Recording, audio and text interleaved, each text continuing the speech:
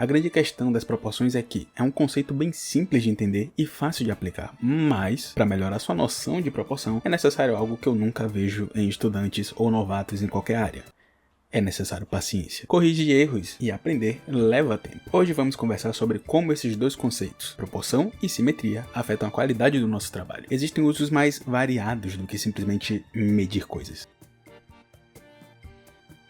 Proporção é sobre a relação de tamanho em partes diferentes de um objeto, como as partes se relacionam, por exemplo, partes do rosto, ou também a diferença de tamanho em objetos diferentes, como a diferença de altura entre duas pessoas. Para calibrar a proporção é necessário praticar a comparação. Só com bastante repetição dessas comparações conseguimos ficar melhores em escolher bem as proporções de qualquer coisa. Na minha criação, eu estou sempre avaliando se o tamanho de cada parte é o que eu considero ideal, imaginando quanto espaço eu quero que aquela parte ocupe em comparação com o resto. Se eu quero olhos grandes, eu preciso garantir que eles estejam ocupando um espaço maior. Se eu quero narizes pequenos, eu preciso garantir que eles estejam ocupando um espaço menor. Minha referência para essas comparações é a realidade. Qual é aproximadamente o tamanho realista daquilo que eu estou manipulando? E a partir daí, eu faço a modificação necessária. Simetria é sobre como objetos se alinham. Um cotovelo pode ser alinhado com a base do tórax, uma orelha pode ser alinhada com a sobrancelha no seu topo e com o nariz na sua base, mas simetria é bem maleável. Podemos usar alinhamentos verticais, horizontais e até diagonais às vezes. E em muitas situações podemos também usar simetrias aproximadas. Os objetos podem estar mais ou menos alinhados. Normalmente quando desenhamos poses, por exemplo, precisamos de um pouco mais de criatividade para trabalhar a simetria, porque nem sempre vamos ter a referência padrão de como as coisas se alinham. E aí vamos precisar dessa aproximação.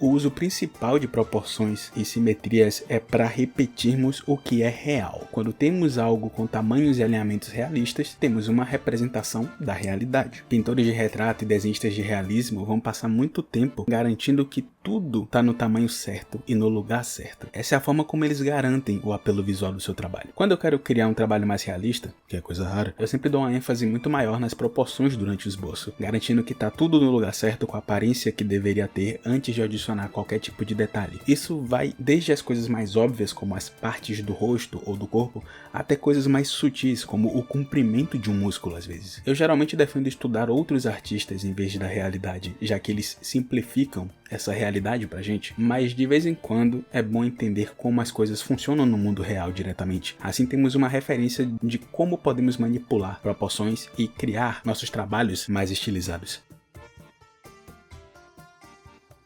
Da mesma forma que proporções servem para expressar a realidade, elas servem para criar estilo. Eu acho que os dois fundamentos mais importantes para criar e entender um estilo são proporções e formas. Se você entende quais partes de um objeto o artista gosta de modificar e quais tipos de forma a pessoa gosta de usar, fica muito mais fácil entender o estilo dela. Existem outras métricas que são mais sutis e variam de pessoa para pessoa, mas essas duas principais são meio que universais. Todo estilo depende de variações de formas e variações de proporção, antes de qualquer outra coisa. Algumas pessoas gostam de desenhar mãos grandes, outras gostam de desenhar narizes menores, ou mais triangulares talvez, ou olhos mais próximos, mais baixos, mais altos, ou pernas mais longas. Observar o quanto a pessoa repete esse tipo de decisão em trabalhos diferentes ajuda a entender seu estilo e também entender qual é o apelo daquele trabalho, o que o torna tão agradável.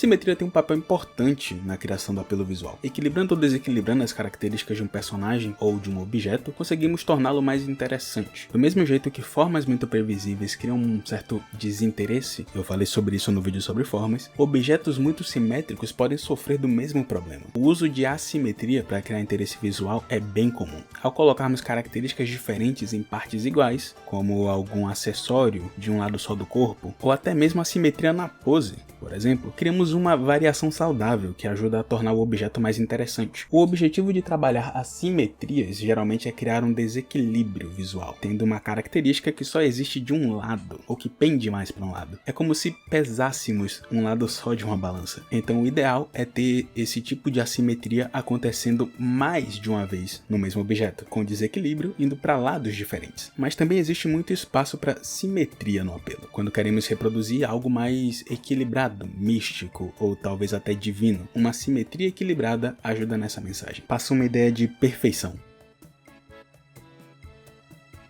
Escala de objetos também vai se beneficiar de proporções variadas. Geralmente podemos usar escalas maiores para comunicar algo importante, que demanda mais atenção. Essa noção funciona melhor na composição. O que tem mais importância numa cena costuma tomar mais espaço. Assim não temos para onde fugir, mas funciona na comunicação visual também. A ênfase no tamanho de um objeto pode indicar o nível de prioridade e intensidade da informação que queremos passar. Diminuir um objeto, por outro lado, ajuda a diminuir a sua importância, o peso visual. Podemos usar esse recurso para dar ênfase em aspectos específicos também. Um personagem que tem um escudo e uma espada pode ser visto de forma diferente dependendo de qual objeto estamos dando essa ênfase maior.